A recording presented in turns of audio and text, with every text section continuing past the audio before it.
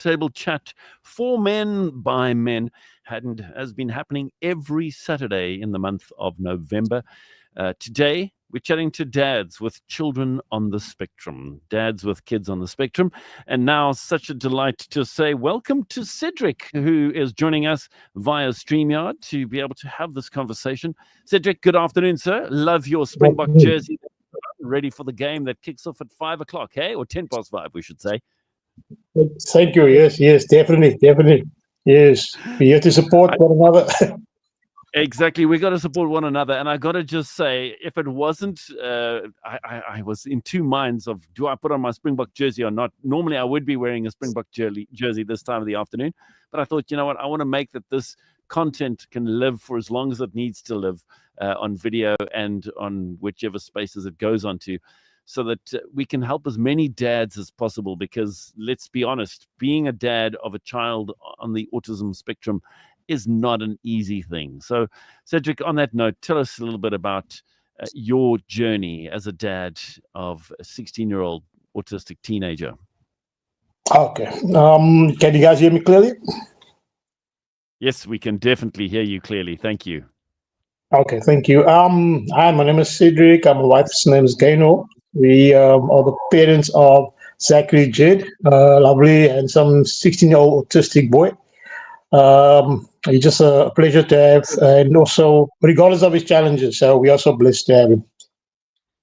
Sure, that's fantastic. And how did you guys learn and discover that your son was autistic? Well, Zach was very much he was an early learner. He was very advanced. He started speaking before he was 1 year old, counting.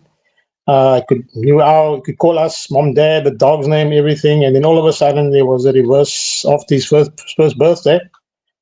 Speech slowed down, and it looked like he couldn't hear us to that point where he was no longer communicating with us like he used to. So that was a kind of like a turning point.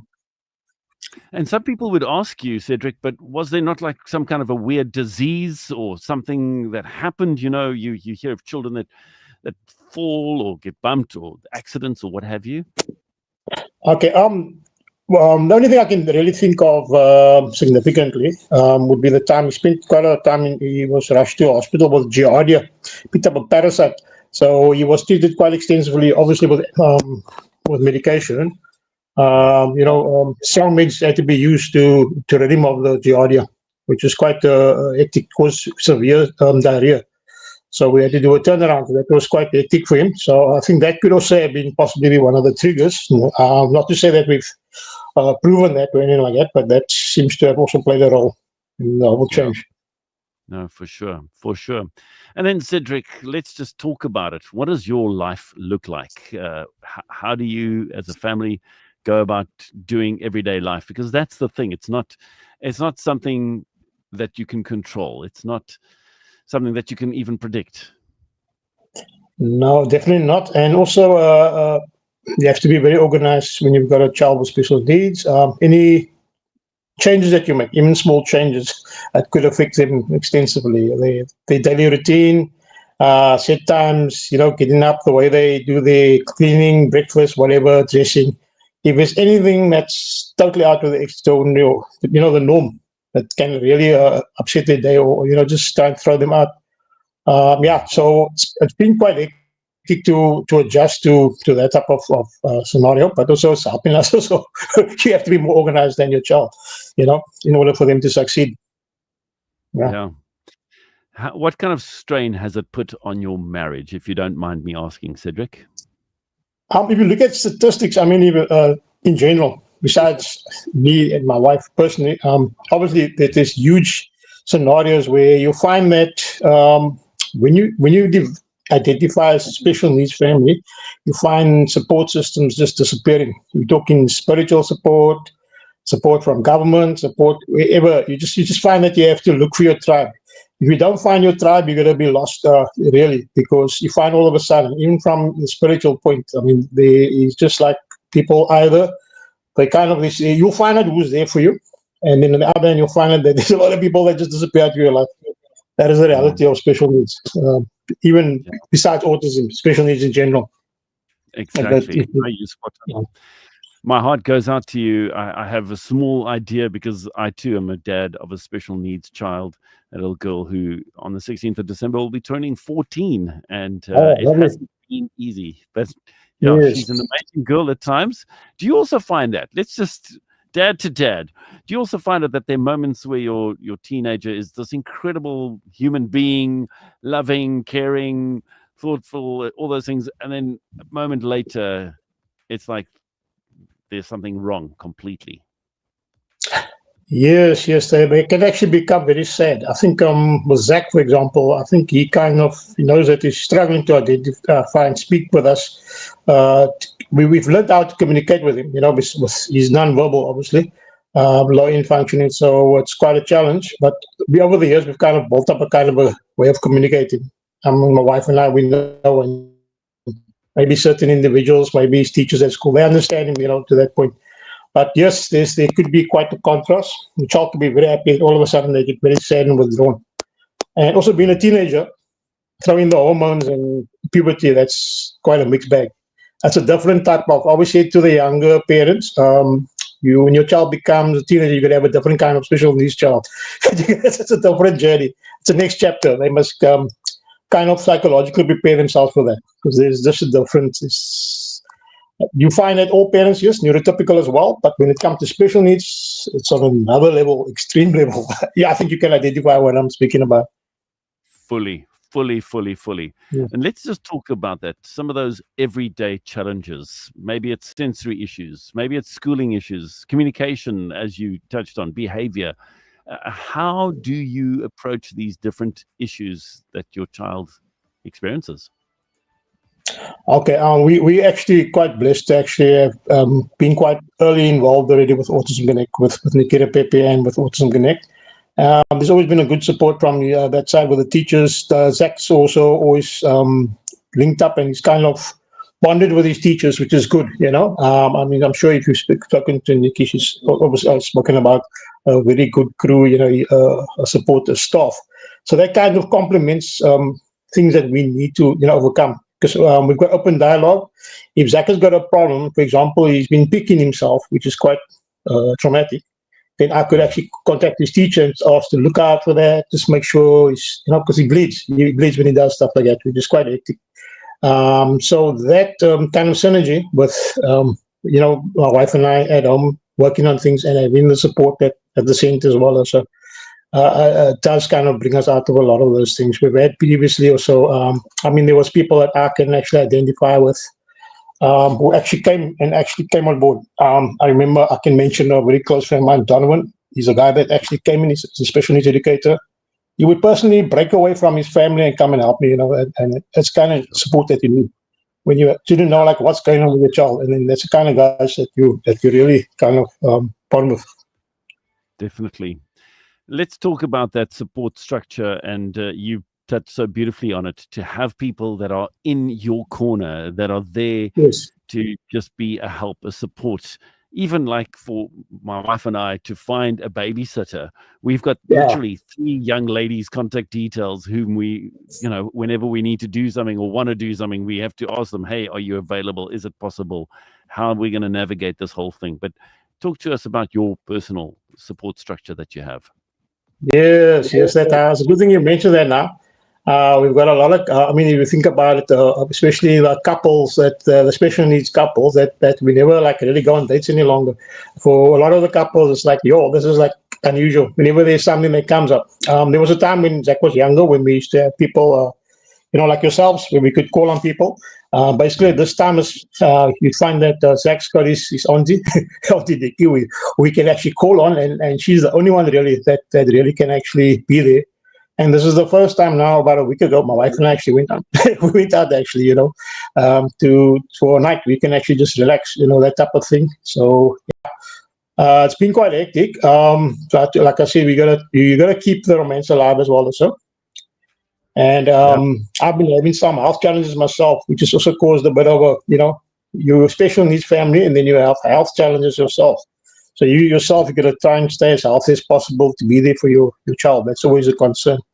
Mm. And like I said, one of the things that we spoke with our parents in our meetings, where they said our biggest fear is that we no longer will be around to look after our kids, and who's going to look after our kids the way we care for them. So it's a big fear. That I'm is sure a you can big, empathize and identify with what I said now. It's yeah, hard. It's hard. It's so, yeah. it really, really is. Ladies and gents, if you just tuned into CCFM, you might say, hey, this is some heavy stuff that you guys are talking about this time of a Saturday afternoon.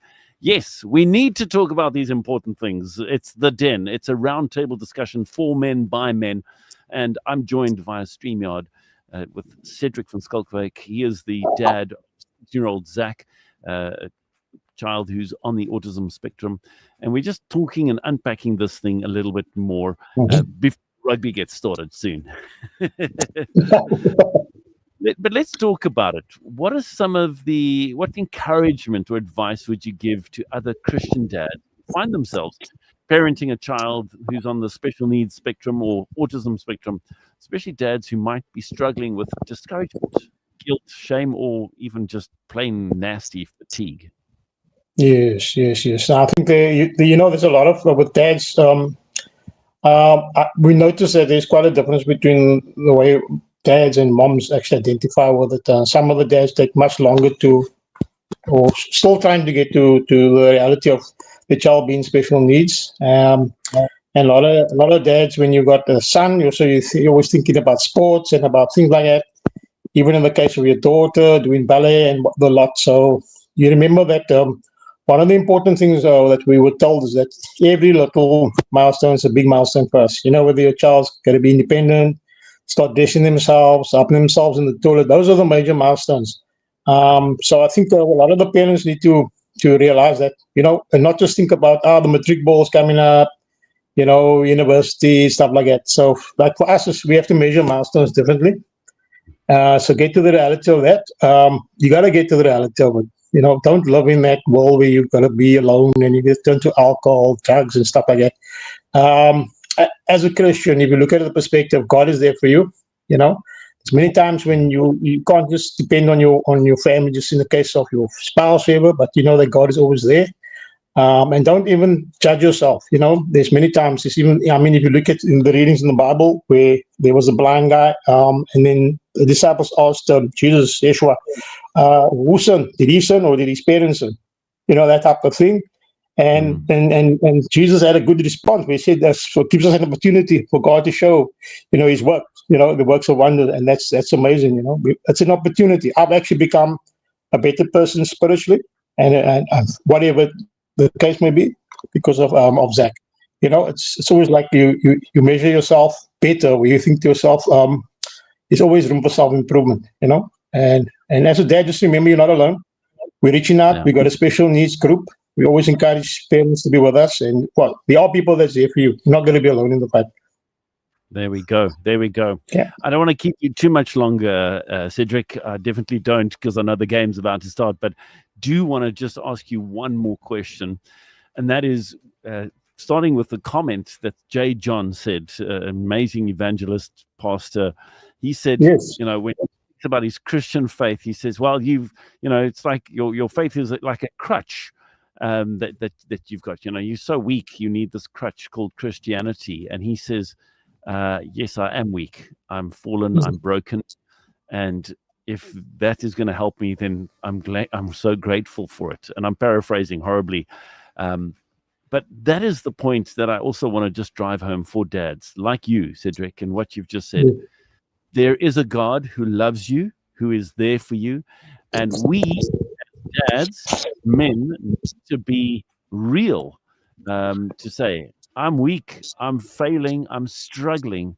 God help me, and allow him to come and help you, and allow brothers, as in biological brothers or brothers in Christ, to come alongside and encourage you. Hey? Yes, definitely. I agree fully with that. And also, like if you look at biblically, when Jesus said, "Suffer little children to come unto me," He said, "Make the kids should be allowed to come to me." When I find that there's many times when our kids are excluded from things, we need to educate people also. People that are not aware, they're not special needs families. They should be, more considerate, learn about it, get more involved with families that have special needs. Yeah, Are you still with that? yeah, Thank you. that's good. That is so good. That is so good. Ladies and gents, that's where we're going to let Cedric off the line because the game's about to start. It's been so great chatting to you, Cedric. Thank you so much for your time. Thank you for making space for us and for speaking so honestly. There's so much more that we could talk about, but definitely we're going to have another conversation somewhere in the future, God willing. Definitely. Looking forward to that, John. Thank you very much. Hey, God bless everybody. Take care. Don't forget, God is there for us. Don't worry. Come on. That's so true. Thank you so much, sir. There we go. Thank you, sir. There we go. God bless. Thank you. Bye. Thank you. Bye. Bye. So then we had Cedric on StreamYard chatting to us just about being a dad to a special needs son.